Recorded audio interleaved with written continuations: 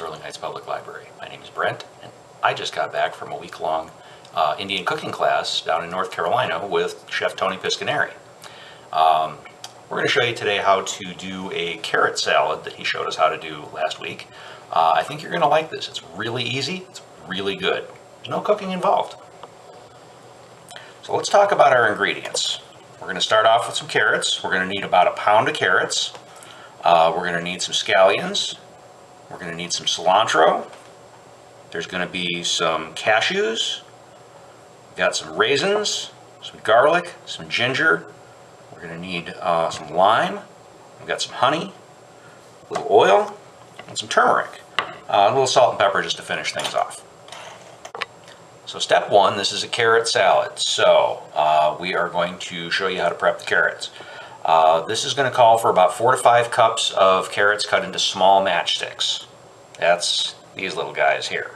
I'm going to show you how to do that. I've already got the peel off of this, and I'm just going to take the ends off.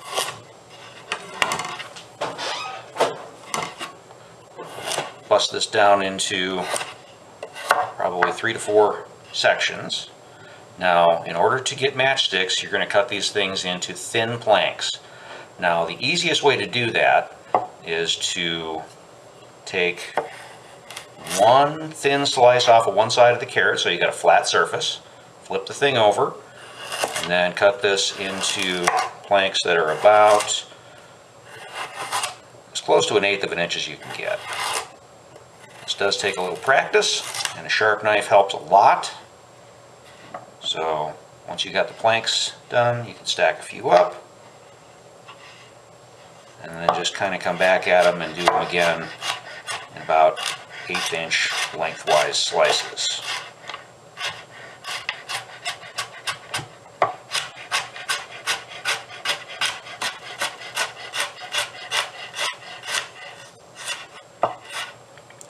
So that's how you cut carrots into matchsticks. Now, is this rather labor intensive?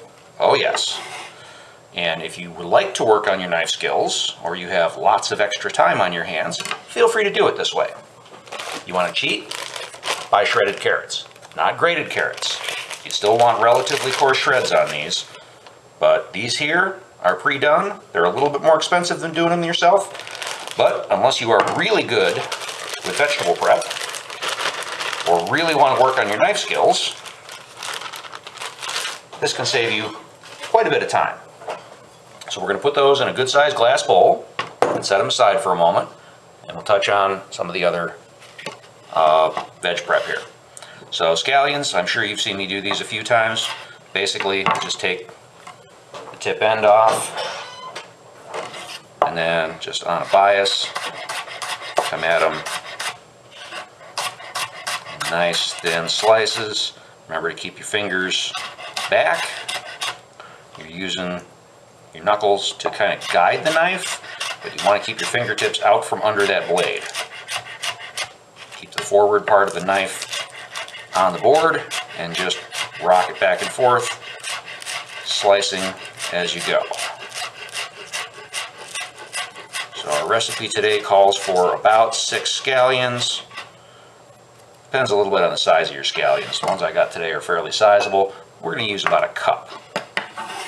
So already got a few of those done there. I'll show you a little bit about how to do the fresh ginger. We're going to need about 2 teaspoons of fresh ginger.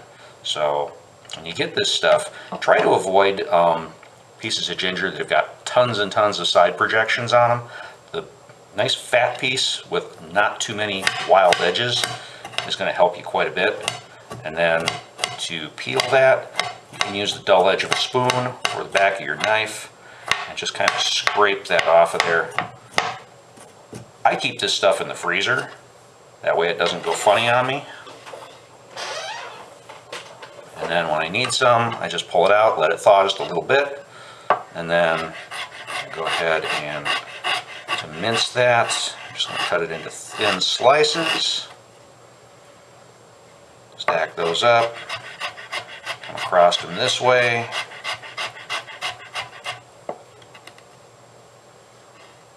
and then back the other way. You can also use a microplane grater, which helps out quite nicely.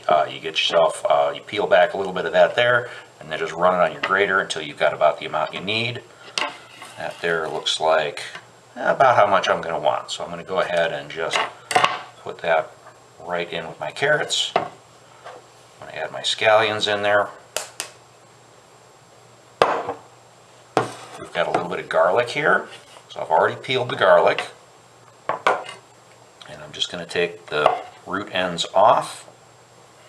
Now these are small cloves, but one of the things with garlic is that how you cut it makes a little bit of a difference as to how strong it is. When you're using raw garlic, it can be very powerful. So you've watched me before kind of crush this and then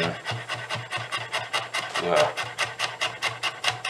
fine mince on it. Come back the other direction, and the smaller you cut this, the stronger it is. That's why I can often get away with a small amount of garlic, because I usually mash it into a paste with my knife blade, and that gives you a lot of garlic flavor without a ton of garlic.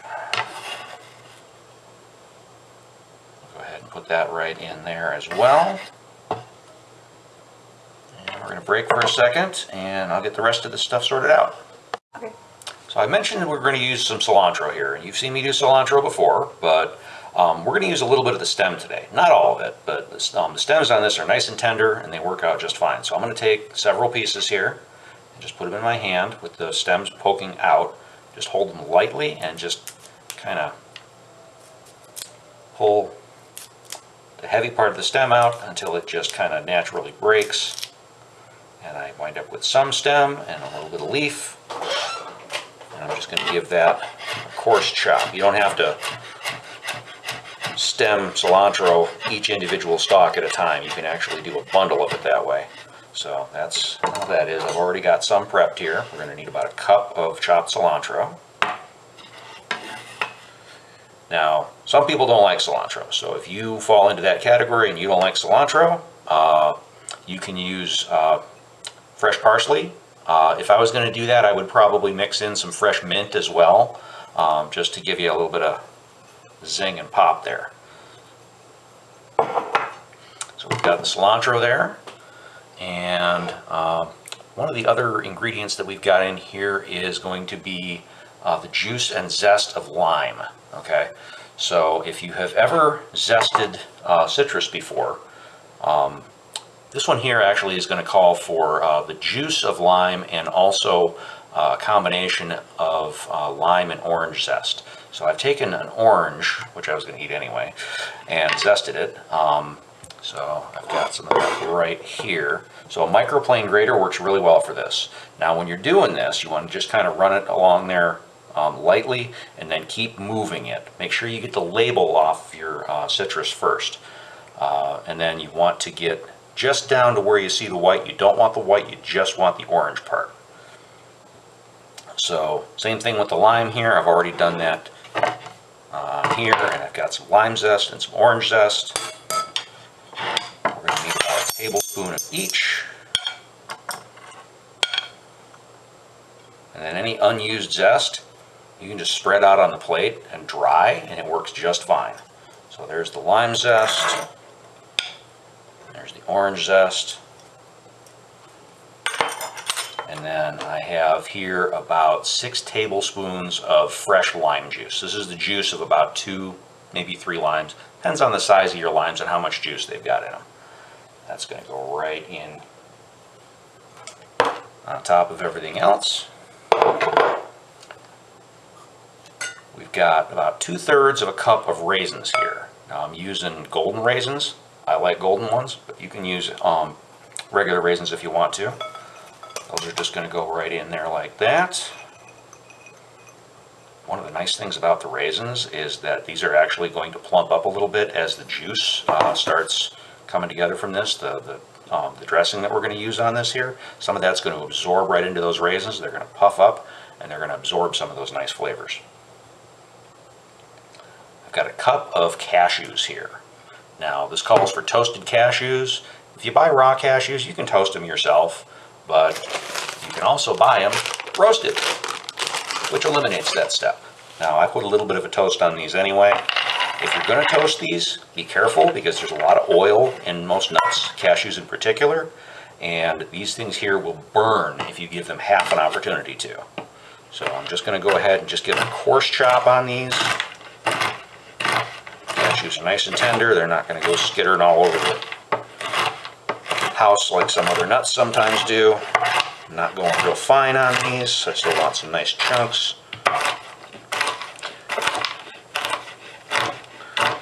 Now these are going to be one of the last things I'm going to add. I'm going to add the cashews to the mix shortly before serving because I want these things to still have their crunch. I don't want to leave them sit and absorb a whole lot of moisture. So we're going to just put these back in the cup.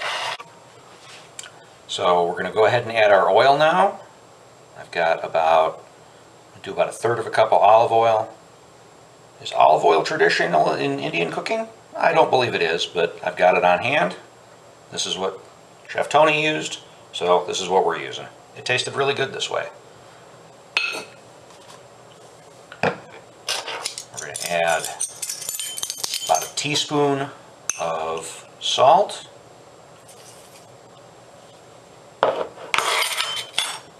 We've got a 1/4 cup of honey. And definitely use a rubber scraper to get it all out of there because honey sticks to everything.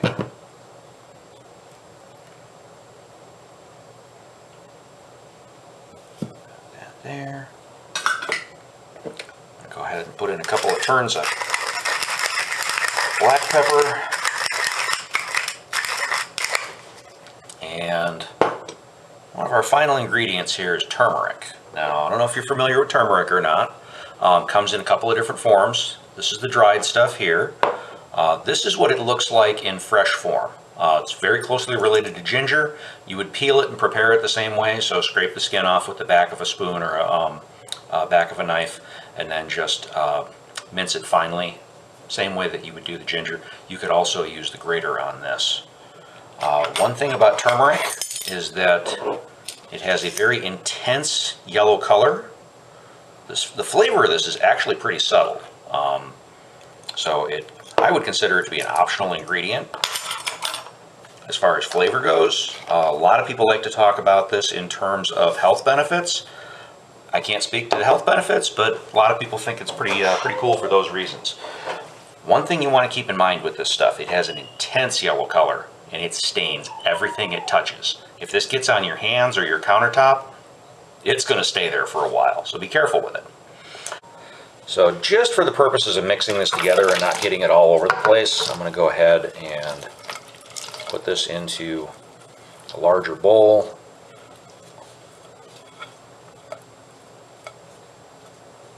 I'm going to use my spatula to kind of dig in there and kind of fold everything together. Make sure that everything is nicely coated with all the ingredients.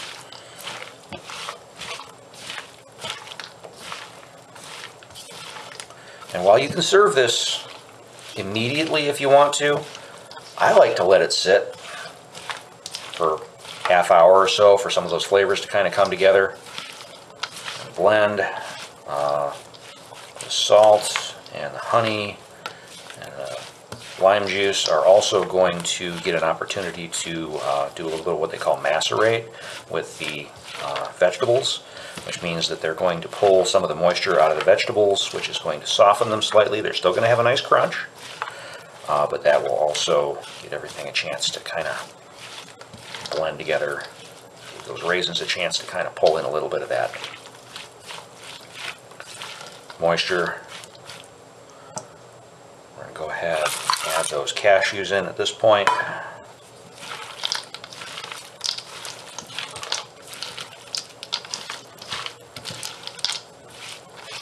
Stir those through. Let this sit for about a half hour before you serve it. I'm going to dish up a little bit of this salad here, give it a taste. You can see it's got lots of color, lots of things going on there.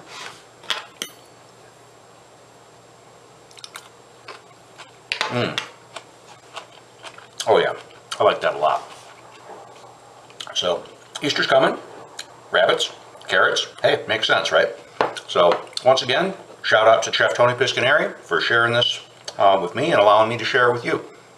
Indian carrot salad with cashews and raisins. Give this a shot. It's pretty good stuff.